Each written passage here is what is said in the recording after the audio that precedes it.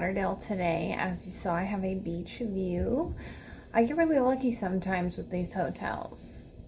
Literally right on the beach. Just a little hop over that street you saw. So, pretty happy about that. I am wearing my Reading is My Therapy shirt today.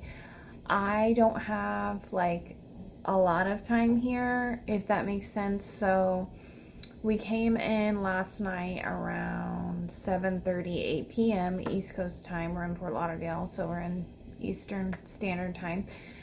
I leave tonight at 7:30 p.m. to go to San Francisco. And so what we call this is a pink eye, meaning instead of going west to east, which is a red eye, and you get in at like 4, 5, 6 a.m., sometimes 8, I am doing a pink eye, which is east to west. So we won't get into San Francisco until about 1 in the morning, like local time, which is 3 hours behind East Coast time. So, yes. But I just finished The Sun and Her Flowers. One second. I just finished The Sun and Her Flowers. This book was so beautifully written. It's so cathartic. And it's a poetry collection by Rupi Kaur. And I went into this blind because, you know, there's a lot of hype around Rupi Kaur, and poetry hits me differently. I have to be in the mood for poetry. This kind of like, I don't know, something about it just really took me along the ride. I felt like I was breathing with the book, and it just had some moments of clarity and heartache. But also, like, she has this little script I'm going to read for you. It says, The Sun and Her Flowers is a collection of poetry about grief, self-abandonment, honoring one's roots, love, and empowering oneself. It is split into 5 chapters: wilting, falling, rooting, rising, and blooming. That is the perfect description of this book. I highly recommend it if you are a poetry reader, that you do pick this one up. It's so good in the fact of just like, I had a moment where, let me see if I can find the poem. It talks about being strong, and here it is, I found it. I hardened under the last loss. It took something human out of me. I used to be so deeply emotional, I'd crumble on demand. But now the water has made its exit. Of course I care about the ones around me. I'm just struggling to show it. A wall is getting in the way. I used to dream of being so strong nothing could shake me. Now, I am so strong nothing shakes me. And all I dream is to soften. The poem is called Numbness. That hit hard, because last year my word of the year was healing, and I honestly forgot that was my word of the year, but I really did the work and trying to make sure, like, I was going to therapy, trying to make sure I was working on my trauma. I was diagnosed with PTSD in 2022, so I really felt this in my soul, this poem. It's just really hard to come up with the words, and I feel like that just really said everything that I've been trying to say while going through a healing process, because it's very difficult. So if you're needing something cathartic, if you're needing something that you can relate to, if you're needing something that shows you are normal, that your immigrant parents are also normal, that they did their best to provide for you in a country they never even knew they would be able to even make it to, right here, some powerful stuff in here. I am going to make myself some breakfast, which is actually lunch food, but you know, it's fine. But I'll see you all soon.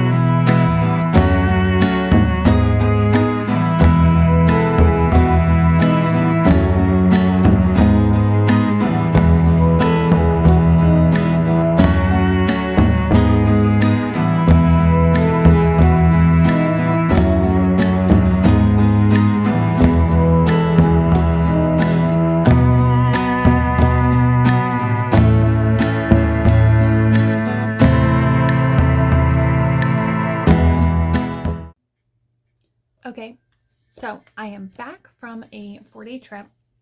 I ended up having to do a crazy wicked long turn yesterday. I didn't get home until 3 a.m. Don't want to talk about it, but I'm here. I wanted to end the vlog of our day in the life video. I hope you all enjoyed it. I went, excuse me, I went Boston, LA to Fort Lauderdale in one day. Stayed for about 24 hours, and then I did the pink eye from Fort Lauderdale to San Francisco. And I love where we are in San Francisco. Like, our terminal is the Harvey Milk Dedication terminal, so I took a little bit of video clips, and I hope y'all really liked that. A little bit of history there. So I finished The Sun and Her Flowers. That was 4.5 stars for me. And I am currently still reading Out There Screaming. And so this is the Black Horror Anthology collection. And Jordan Peele is the one who edited it. When I tell you, I think I'm on short story number 6, maybe 7 at this point. I'm about 25% the way through. The first one was N.K. Jemisin, so that was kind of cool because she's pretty well known. I've never read from her, and now I kind of want to pick up her stuff to see like other works and just how they would look as an actual book versus literally a short clip, basically, if that makes sense. But so far, my favorite out of the 7 has to be the second one. I think it was called Tooth and Eye, and I feel like this one really hit the horror, supernatural, well-rounded ending. Okay, so one thing I have realized about these anthologies is they don't feel finished. And I think it's because they're literal short stories and we have to kind of like speed through because there's so many authors in this book that they made it so that way everybody would have an equal amount, which is completely understandable, and I get it. But because of that, some of the stories feel very, very rushed. So like book story 3, 4, they just were a miss for me. I was not intrigued whatsoever in book 3 until the literal absolute ending, and I was like, wait, what does that even mean? And I just couldn't wrap my head around the ending. Like, I literally was like, I don't understand what just happened or what that means. What? So I definitely have a hard time with that aspect of the very short, very quick part. But I think this is maybe my second anthology, I think, ever. So this is like stretching out, broadening my reading, so to say, and I like it. In case I didn't say it before, I'm participating in the Diverse Baseline Reading Challenge. You can go on Storygraph if you want to join, as well as the Millennial Reader, I think is her name, on Instagram.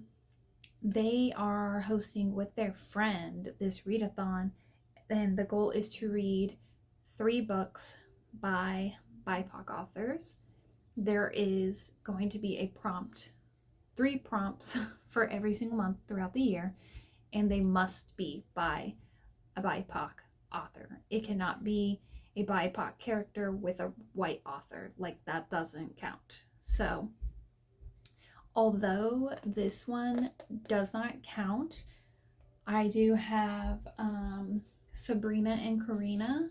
This is going to be my second prompt, fulfilling that prompt in this baseline challenge for January, which is a book by a Latin author. And this is also short stories. So I don't know what is up with me this month. I'm like, okay, let's read some poetry. That was part of the prompts. That was the first prompt for January, so mind you. But it was my first poetry book by Ruby Carr. Loved it and adored it. And now I'll be reading another short story after I'm finished with Out There Screaming.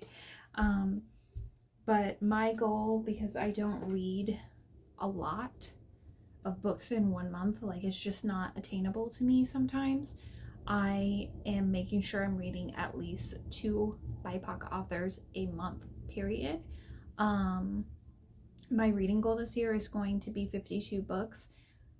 That's just because I feel like it. I don't know if I'll attain that goal. I don't know if I'll surpass the goal.